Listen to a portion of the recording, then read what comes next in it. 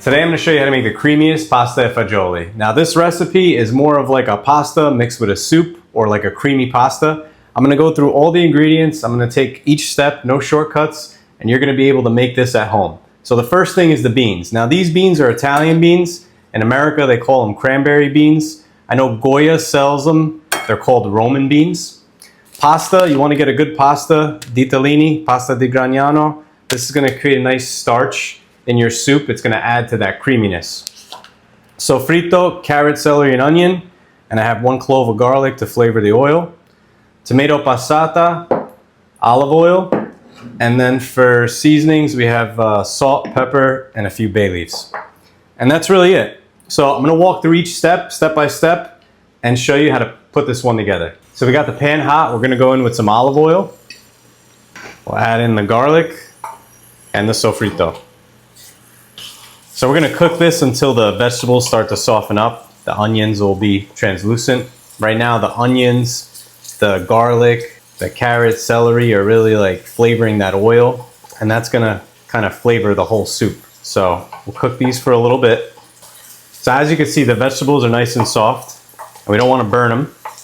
Now we're going to add in the beans, and these are pre-cooked, drained and rinsed. I'm going to stir these in. And this will allow the beans to pick up all that flavor. You can see the vegetables clinging to the beans. We'll cook this for like 5 minutes. And we'll add in the tomato passata, which is just an unseasoned tomato puree. We'll also go in with 2 cups of water. We'll mix this up. Now we're going to season it with a little salt, pepper, and a few bay leaves. Now as you can see, the water is kind of like just above the beans. You don't want to put too much water into this because we're going to add a little more later when we add in the pasta. So we're going to cook this for about 15 minutes on low, just to let the beans and let the sauce, let everything kind of come together. So this has been cooking for 15 minutes. We'll give it a stir. The beans are starting to soften up. You don't want them to fall apart. So we got a few things we got to do now. We got to take out the bay leaves and the garlic. And we got to find the garlic. Oh, here it is. All right. So now you have some options. Option 1 is use the back of a spoon and squash some of the beans. It takes a little effort, but you'll squash them and you'll be able to get that creaminess into the sauce. Now option 2, if you have a hand mixer, it's a lot easier. Just take a scoop of the beans. 2 scoops.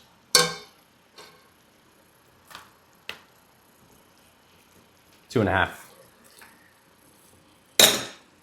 And we're going to emulsify them.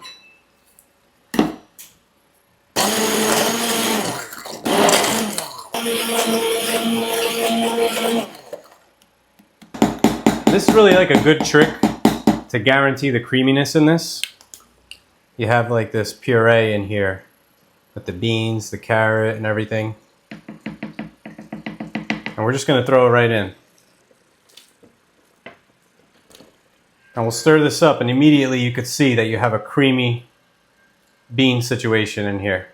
And you could kind of see the color change in here. It went from red to kind of like an orange tint from squashing the beans. And this tastes great just by itself. But now we're going to add in the pasta. So we're going to throw the pasta right in. Whole pound of pasta. Stir this up just to kind of see how much liquid's in here and show you. You could see there's not enough liquid in here to cook the pasta. So we're going to add in some water. I'm going to start by adding 2 cups of water. We want to cover the pasta, but not too much. We could always add more, but we can't take the water out. This looks pretty good. The water's like right over the pasta and the beans. We're going to bring this up to a boil, and then we'll let it cook on low. It should take about 10-15 minutes.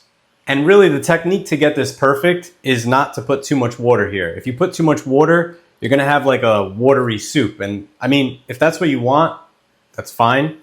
But I want most of the water to kind of get sucked up by the pasta and then leave you with this creamy pasta fagioli. So this is like the critical part where if you put too much water, it's going to be watery.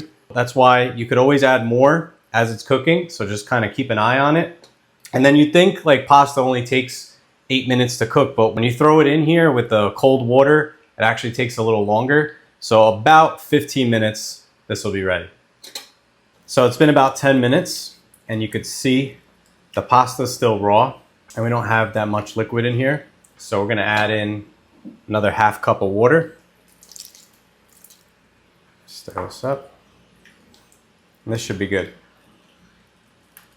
And you could see the creaminess in here. Some of the beans kind of fell apart. Some of the beans stayed whole. And then the ones we blended created a nice creamy sauce. I could show you a little better here. You can see the pasta, the creaminess. The beans like becomes like this creamy sauce. And this is what you want.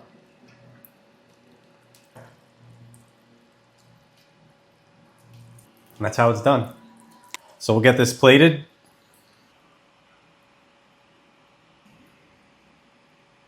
And you can see the consistency in here. It's creamy.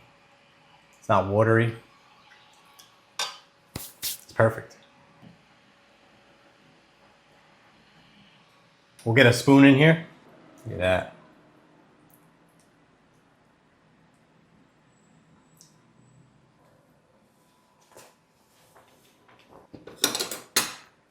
Wow.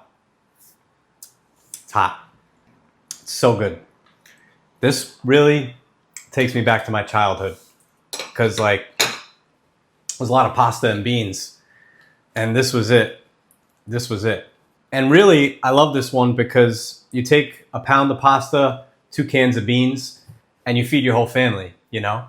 So this is one of those that's like always on rotation because you always have beans and pasta. But just with a little bit of technique, you can really make a creamy pasta with just a few ingredients. And this one is so good, like the next day, you could reheat it for lunch. You could double my recipe, make a big pot. It's really good. It's really, really good. Kids love it. It's a good way to get the kids to eat beans. So good. You could top it off with a little olive oil, a little cheese. I like it hot, cold. It tastes great either way. This is definitely one that you have to try. And if you try it, let me know how you like it in the comments. And don't forget to like and subscribe.